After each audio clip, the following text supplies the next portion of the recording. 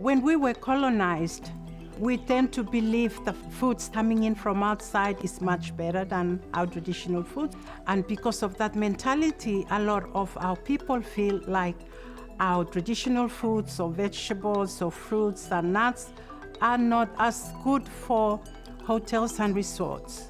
My name is Votausi ReurMckenzie, and my passion is promoting and use of traditional foods.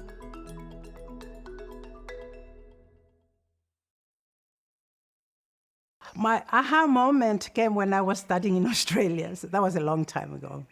When I was studying in Australia, we were doing international cookery, and I was asked if I could showcase one of my Vanuatu cuisine dishes, and I struggled.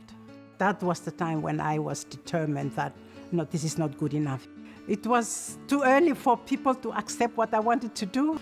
When I started the cafe in 1999, I had all this beautiful menu. And then to my realization, my people do not want to come to town to eat local food. They come to eat fish and chips and buy Cokes and blah, blah, blah. And I ended up with just expatriates coming to my cafe. That was hard for me, but that taught me we need to market this. I cannot do it alone, and the government also has to come in. So what I did was I focused on value adding. I did some nuts, and then I dried fruits, and then I went and did chutneys and jams and all these different products. And then from there, I took my products and go to hotels and resorts and tell them this is something that you can use for this. So that was the beginning of trying to introduce all these local products into their menus. Next slide, thanks. Now we're using chefs from the resorts who are now unemployed. My name's Sheree Sadensil. I'm a social researcher for the Australian Centre for International Agricultural Research. I've been working with that organisation now for 10 years in Fiji and Vanuatu. Vanuatu was actually listed by the World Bank as the 7th most dependent country in the world on tourism. So over 40% of its GDP.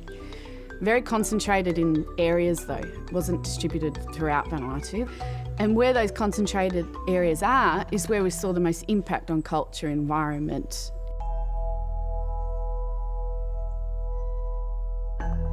It was getting to the stage when a lot of our people in the last 40 years, they were so dependent on tourism. And once the tourist stops coming, they did not know what to do. So I think at this point in time, what we want to do is we want our own people to decide on what kind of tourism they want for their country. COVID in hindsight, is a really good thing for us because we stop and we stock take of our lives and see where our lives is heading. What COVID's done is people return to the land to cope without the income, and we have jumped on that.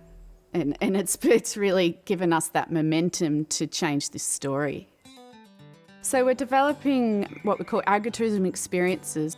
Agritourism is not a niche form of tourism here, it's actually a sustainable management strategy, and it speaks to the core values of the people here, which is land, custom, culture, food, and community. With this new agritourism strategy, definitely it is a new direction. We have 30 ambassadors that we're working with now.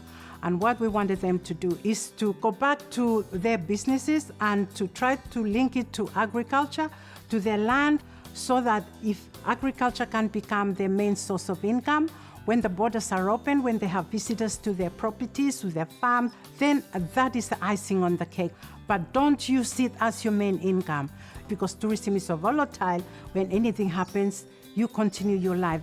We also have a good business that is running and that is operating, that is gaining income from the domestic market, because we cannot underestimate the domestic market. We've got agritourism operators that are actually practicing their tours on school groups or government staff or local tourists, or there's a whole market here of people that want to go explore their own country. Now they've got a bit more time, they want to go see things.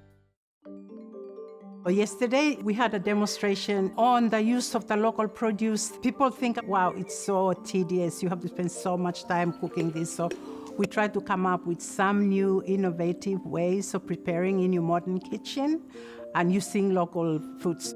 My name is Leonid Vusilai, but everywhere on Vanuatu, everyone calls me Leo now. He is our winner for the first season for Pacific Island Food Revolution. We made it up there because we brought our food culture with us. So every episode of the cooking competition, we try to tell a story of our culture through a plate. So we display the plate and then we try to talk about how it was used back then traditionally, but then we added our twist to it. That has a lot of effect on people looking at that, wow, this is great. I can do that too. I didn't realize that my food can be that nice.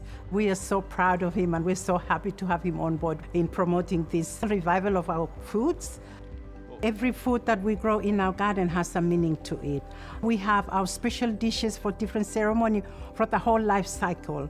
From the mother is pregnant, from when the mother is lactating, from when the child is born, and then the high school kids during initiation of boys and during menstruation. So the whole cycle of life, we have all these different foods that is grown.